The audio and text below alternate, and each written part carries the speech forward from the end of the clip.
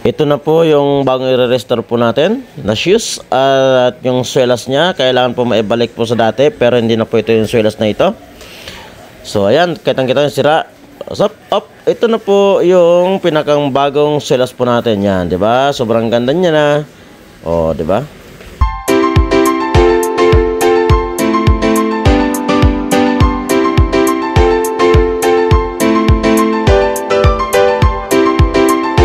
Yan mga ka-repair, meron tayo ditong sapatos na pinarestore sa akin ng may-ari. Ayan. So ito na po ay ito po i-restore po natin. Ayan oh. So mapapansin nyo, di ba? Oh, so itong swelas na to ay sobrang rupok na. So sabi ng may-ari kung pwede na ito magawa ng paraan. Sabi ko, magagawan to ako ng paraan. So maganda to pag ito naayos na. Ayan. So pag ito naayos na mga ka-repair, ganito na po siya. Ayan. Diba? Kaya mga ka-repair, ayan, abangan nyo po. Ito po ay tatapusin ko. Tatapusin ko to. Kung pag ito po ay natapos ko po siya, so i-upload ko rin po ito. Ayan. Sige, abangan nyo ako ay sa mga ka-repair. Abangan nyo po ako sa pagkatapos po ito. Maraming salamat. Ito guys, bagong i-repair natin to. Ayan o. Diba? Sirang-sira na yung swelas. Ayan, so papalitan natin to ng swelas ng buo na. Pero hindi na siya may babalik sa dati. Ayan. Kumbaga, magiging ibang swelas na to at saka asimbolin na lang. Ayan, so ganito kasi wala tayong mabiling ganitong swelas. So palitan na lang natin. Diba? Ayan o. Ayan. So kailangan natin i-grinder muna yan para lang mas maganda yung pagkakaano niya, pagkakalapat niya. Ayan, pati yung mga una na yun, wala na. Diba? Yan, mga ka-repair, ito po ay subaybayan nyo po ang bakang pagre-repair. Yan guys, meron tayo gagawin ng sapatos. Ito yung lalagyan natin ito ng swelas. Ayan. Ayan, so wala siyang swelas, so kailangan natin lalagyan. Ayan, so kagrinder natin.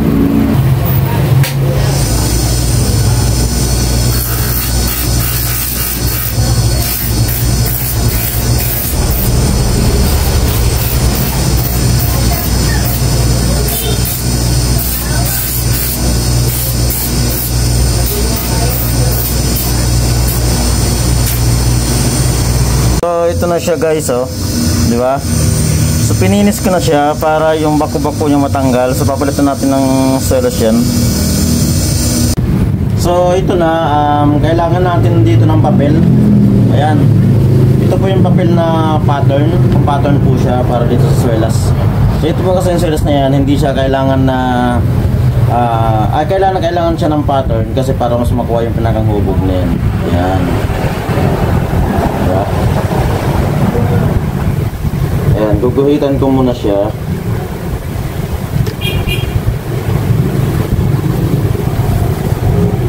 Para makuha yung pinakang sukat. Tapos, tingnan natin. Kailangan pagka nagpa-pattern kayo, lagi kayo may allowance. Ngayon tuturo ko sa iyo kung paano magpa-pattern dyan ng hindi kayo mahirapan. Ayan.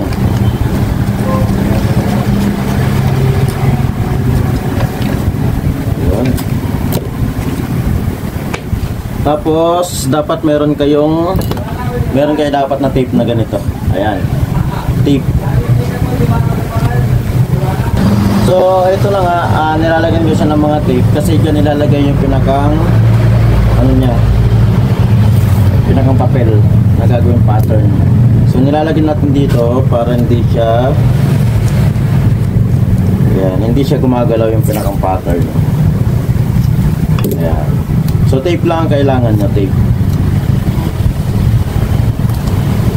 Ayan. Okay? Ayan na. So ito siya, ilalagay natin dito, ipa-pattern natin. Ayan. Para mas makuha natin yung tamang korte ng swelas, ilalagay natin.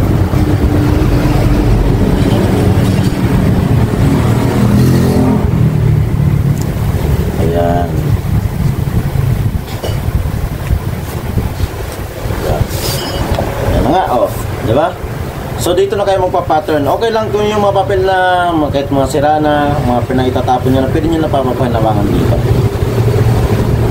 So ayan, guguhitan na natin. Ayan.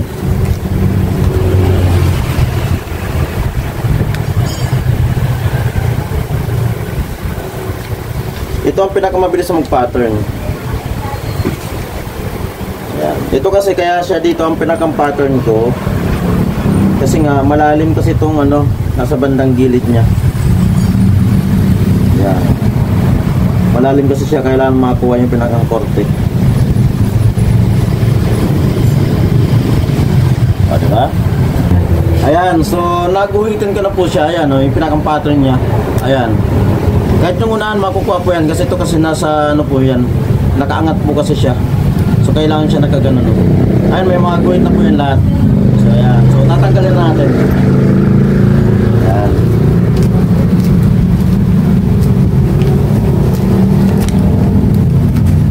Diba? Tapos tanggalin nyo na lang ulit ito. So ito na, guguntingin na po natin.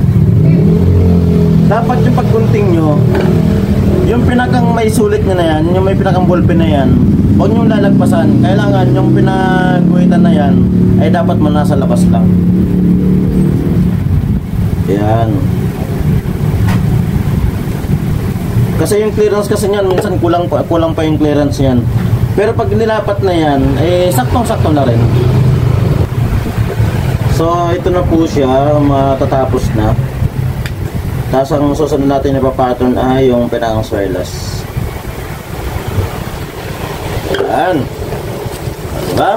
Ito pa na po yung pinakang pattern natin. Okay? Tapos, pag naano po natin to, so kailangan natin ng swirless. Ito lang po yung pinakita ko po kanina sa unang sa intro ko pa lang. Ito po yung ano po yung swirless na kakabit ko. Yan. So ito po makapit po yan sa mga tiles, sa mga makikintab na semento. Ito po siya, maganda po siya. So papattern na natin. Yan. So ito nga pala, kung magpa-pattern nga pala kayo, napapansin niyo po yan, nakatayo, di ba? Kasi ito po ay nakahiga. Ayan. So kailangan pa nagpa-pattern po kayo, lagi po siya nakatayo. Ayan. Kasi po nandyan po yung kapit po ng swirless. Ayan, oh. Oh, kaya ito po siya, kailangan po ay nakatayo. Oh, di ba? So ganyan lang siya mga ano, mga ka-repair. Ayan, pa-pattern na natin. Tapos yung pinakang pattern po na ito mga ka-repair, ito na po yung lalagyan natin doon sa rubber shoes. Ito na po ilalagay natin dito. So i-grinder pa natin to para mas ma-align natin, ano? Yan. Medyo ano nga lang siya, medyo matagal nga lang siyang gawin. Kasi ano siya, hindi assemble na kasi itong swirless eh. Kumbaga wala na kayong mahanapan na ibang swirless, tapos gusto na may-ari hindi magagalaw yung pinakang swirless. So ganito yung pinakang mabisa na maganda naman pagkatayari. Yan. Kaya sundan nyo lang mga ka-repair yung ginagawa ko.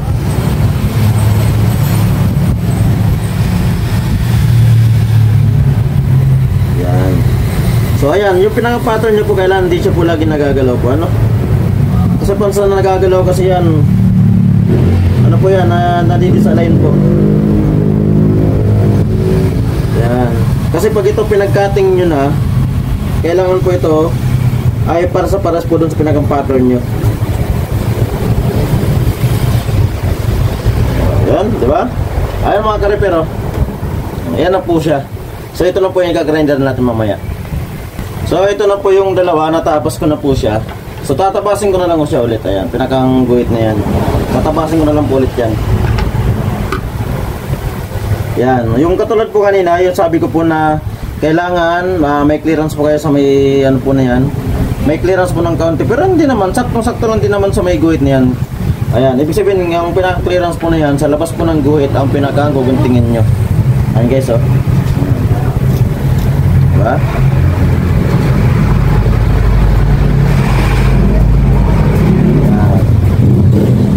So, dahan-dahan lang yung paggugunting, kailangan tuwid na tuwid po yung pagkakagunting nyo. Ayan, oh. Wala po siyang bako-bako. ayun o, kung papansinin ninyo, o yan o, wala po siyang bako-bako, kailangan diretso po yan, ano? So ito na, ano, mga ka-repair, ito po ay kailangan ko po itong grinder. Ayan, pipinis ko po yan. Ayan, so kailangan makuha po yung pinakang korte po natin. Tara, grinder natin.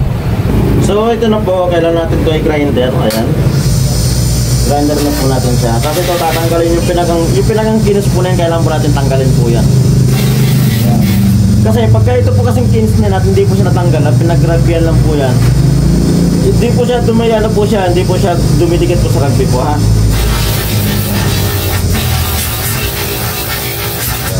So kailangan natin ayusin niya yung pinakang gilid niya, okay? So ito na nga, mga ka-repair, na-grinder ko na po siya. Ayan. So lahat na po yung naging okay na. So mapapansin niyo po yung nag-grinderan ko, di ba? Ayan. So ito na, ito pala, mapapansin nyo, may hukay nga pala ito, di ba? Ayan o. So ipapalit natin yan, nandito pa yung original niya o. Ayan. Yan pa po yung pinaka-original niya. So pwede natin itong ibalik. Ibalik natin yan. Ayan. Yan po yung pinaka-original niya. So babalik natin, ano? Ayan siya. O, diba?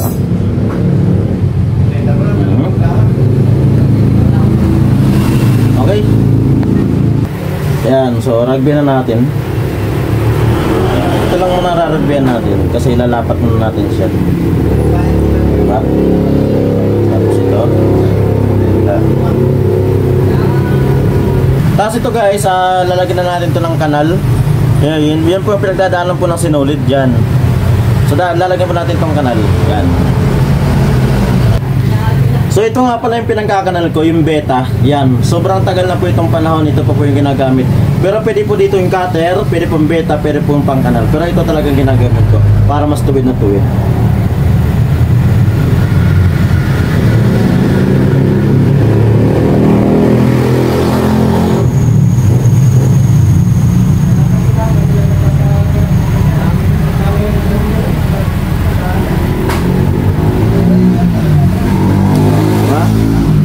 Guys, oh.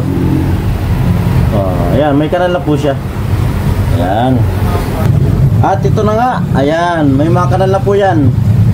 Ayan, makikita nyo po ba yan? Ayan, may mga kanal na po. Ayan. So, ayan na po yung pinakakanal niya. So, rarugbihan na natin siya. Ayan, so ito yung rugby. Rugbihan na natin. So, ako naman, pag ako nagra-rugby, ay kamay talaga ginagamit ko. Para wala siyang sobra. O ayan o, wala siyang sobra. Kaya kailangan talaga kamay ang ginagamit ko para mas mainam kasi ito eh. Ayan.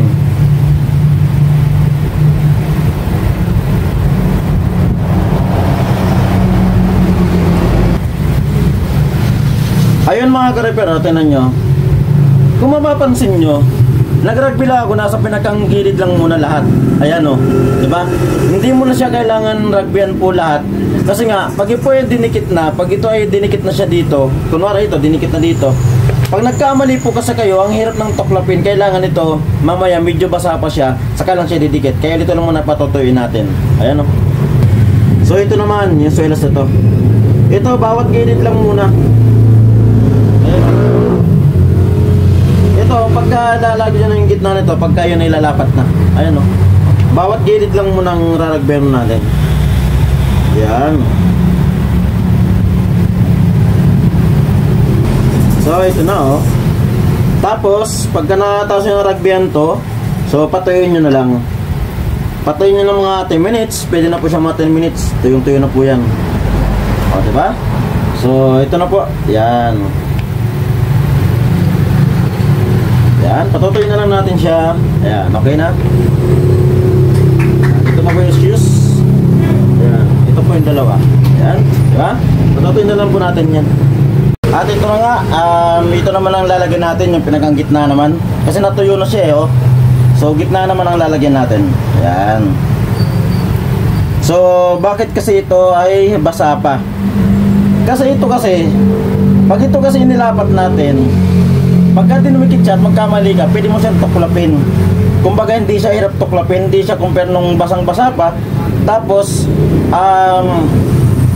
pagka nilapat mo siya, tapos nagkamali ka, ay wala, sira. Ito ang ginagawa ko. Yan ang pinagang sikreto dyan. So ito, ilalapat natin agad-agad to. Tapos ito naman, yan ang lalagyan natin. Yan. Yung mismong, ano na yan, mismong gitna lang yan. Kasi ilalapat natin yan eh. Yan. Diba? So ito kasi, yung ano na yung gitna na yan, medyo basa pa yan. Tapos, pag yan ay tahina na, idikit na natin, sa kinabukasan, tuyong-tuyo na rin siya. Ito lang mga ka-repair, ididikit na lang po natin. Ano? Ang kailangan unahin nyo po, yung pinakang gitna. Ayan ang kailangan nyo unahin dyan. Kasi dun po kayo susunod sa pinakang gitna po na yan. Ayan. Ngayon, pag nailapat nyo na po yung gitna po na yan, titingnan nyo po, tinan nyo po. Ayan o. Ayan o. Saktong-sakto lang po yan o. Ayan o. Diba? Saktong-sakto po yan sa kanya. Ayan. Diba? Makikita nyo po yan o. Saktong-sakto po yan. Ayan o. Diba? Tingnan nyo mga idol o. Ayan o. Diba? So maganda pagkakalapat po nyo. Wala siyang mga sobra-sobrang mga rugby. Ayan. Kasi ito pa po nakanganta po siya. Ayan o.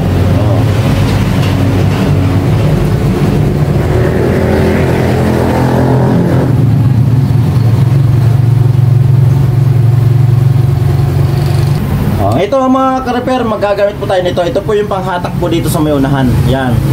Ito po yung panghatak po dyan para may lapat po siya ng maayos.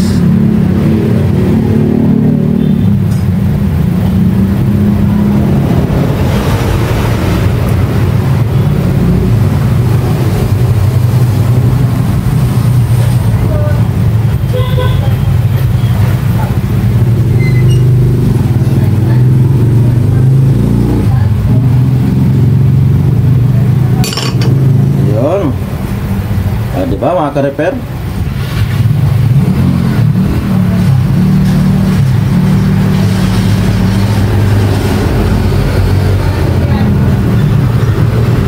Ganyan lang siya mga ka-repair oh. Makikita kung gaano siya kalinis oh. Ayan, diba?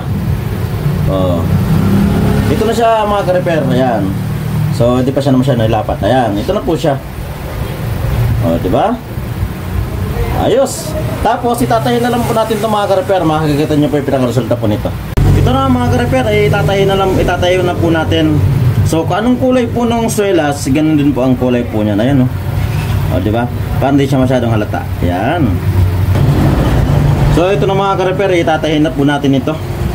Itong rubber shoes. Ayan. So mapapansin nyo po dito sa rubber shoes na to, ito po kasing swelas, ito po dating original niya po. Yan, original niya po yan. Yan, so ito na lang po ang pinalitan po natin, di ba? Doon po sa intro ko na makikita niyo po yung swelas po nito ay magkaiba po talaga. Ayan di ba? Ayan, sige guys, panoorin niyo lang po. Ito na po mga ka-repair, mapakita ko sa inyo yung natahi ko na po. Ayan. Teka lang, tapusin ko lang to. Ayan. Tingnan nyo po yung itsura po nung sinulid po niya Ayan. Ito po yung ginawa ko kanina, pinagkanalan ko. Ayan, ito po siya kahit sa malayo, makikita nyo po yan. Diba? So hindi siya lata talaga siya. Ayan. Tsaka wala po kayo makikita mga sobrang rugby po dyan diba? Wala kayo makikita sobrang rugby. Ayan. So ito na mga ka-repair, matatapos na po natin tahin. Yan. Sa pagtatahi nga pala, huwag niyo po masyadong huwag po natin masyadong minamadali ang pagtatahi kasi para maging mas maayos at masinsin po pagkakagawa. Tsaka nagiging pulido. May pagkakataon naman po kasing kailangan natin magmadali pero hindi naman siguro panahon na laging ganun. Mas mainam pa rin yung dahan-dahan yung ginagawa. Tsaka kung wala naman kayo masyadong customer, okay na yan. Okay, puputulin na po natin. Ayan. Okay, ito na po yung pinakang result po natin. Ayan. Ayan po. Oh, yan ay ito na po yung pinakang result po natin ng pagkakagawa natin ng bagong swelas. Oh, di ba? Ayan siya oh. Oh. So, yan, lapit ko pa po siya, no. Ayan. Ayan, no. Yan, ito na po yung pinakang result ng bagong swelas. So, ito po yung dating niyang swelas. Ayan. Ayan, yan po yung dating swelas niya. Ayan, no. So, na-restore ko na po siya. So, ito na po yung kinalabasan. Diba? Yan mga idol, maraming salamat sa inyong panonood. Ito na po siya. So, na-restore na po natin. Ayan, so marami pa po tayong mga video na mapapanood nyo po sa akin, ano, sa akin Darsyo Show Vlogs. Ayan po. So, ayan. Okay. Maraming salamat po. Enjoy sa panonood. Tsaka ano lang po pa, shoutout nga pala sa aking mga taga Nueva Ecija, sa aking kapatid na nasa Marikina. So, lumubog na po kasi sila. Okay. So, sana po, ano, tangkilikin nyo po ang aking video sa mga panonood nyo. Yan. Link your subscribe nyo po ako sa aking channel po na to. Maraming salamat po.